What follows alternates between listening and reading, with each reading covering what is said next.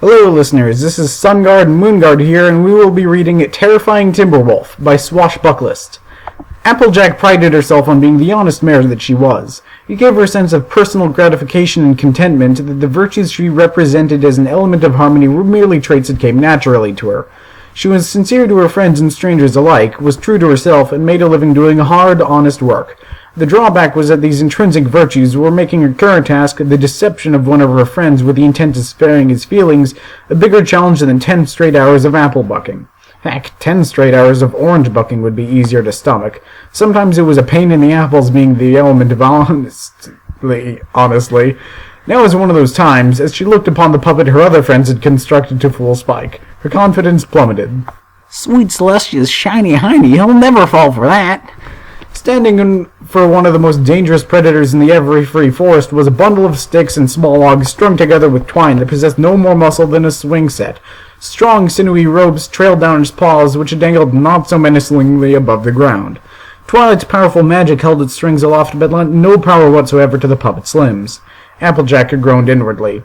Having beaten the twigs out of 3 timberwolves recently, Applejack now realized that playing the victim to this thing meant she would have to step into the same incompetent shoes Spike had been wearing these last few days.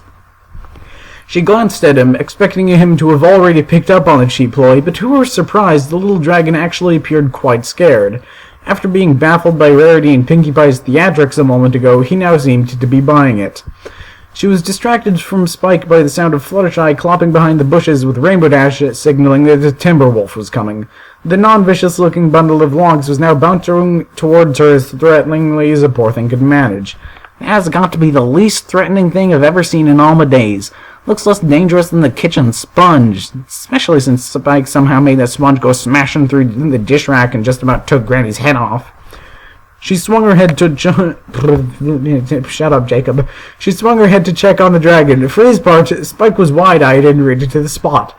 Every time the Timberwolf swung gently toward him on its ropes, he flinched away in fear of a killing blow. Applejack stared at him in wonder. Then she shook her head and decided these few seconds were best spent getting herself psyched up for her performance. She was now convinced that she could pull this off. If he's done scared of that flimsy bundle of twigs, then how much less convincing could I possibly be? She thought logically. Now come on, girl, get in the act. This is for Spike's sake as well as yours. I'm no Shakespearean actor, but that don't mean I don't have enough intuitive skill to create a true sense of danger. This here's supposed to be a mean brute that chases its prey down like a dog after a stick and rips its flesh off like Pinkie Pie eats cotton candy. With enough conviction, I should have no problem convincing Spike this mouthful of tinder is an absolute beast. Okay, Applejack, time to shine.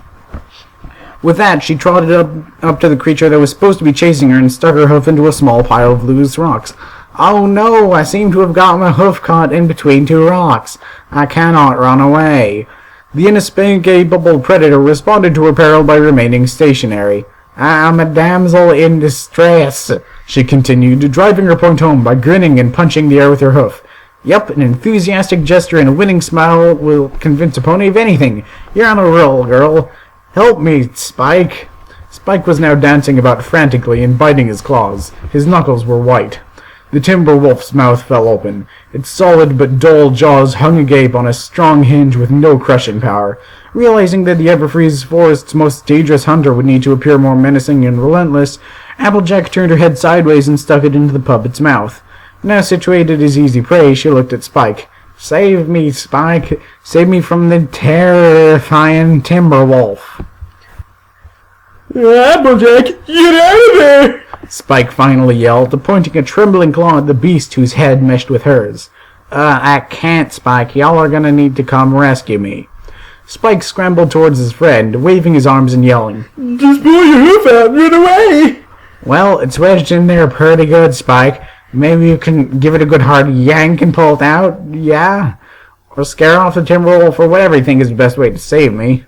Preparing to scream in agony, she continued, I think I can already feel it chewing on the top of my head.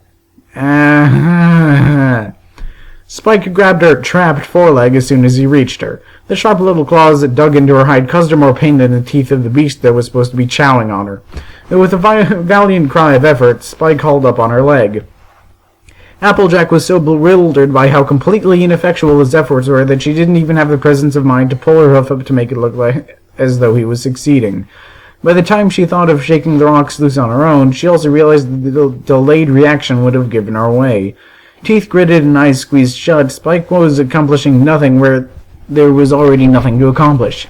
He ain't that weak, is he? She wondered. The pressure of his claws in her skin, not to mention that his destruction of Rarity's plumbing earlier, had proven that he didn't have a weak grip. He stopped pulling. Applejack, I can't do it. You're totally stuck. Rat, have you tried scaring it off?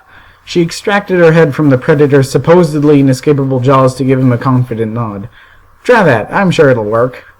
It's a timberwolf. It's not going to be scared off by me. Look, His eyes darted around as he searched for an idea. Meanwhile, the timberwolf closed its mouth and waited patiently.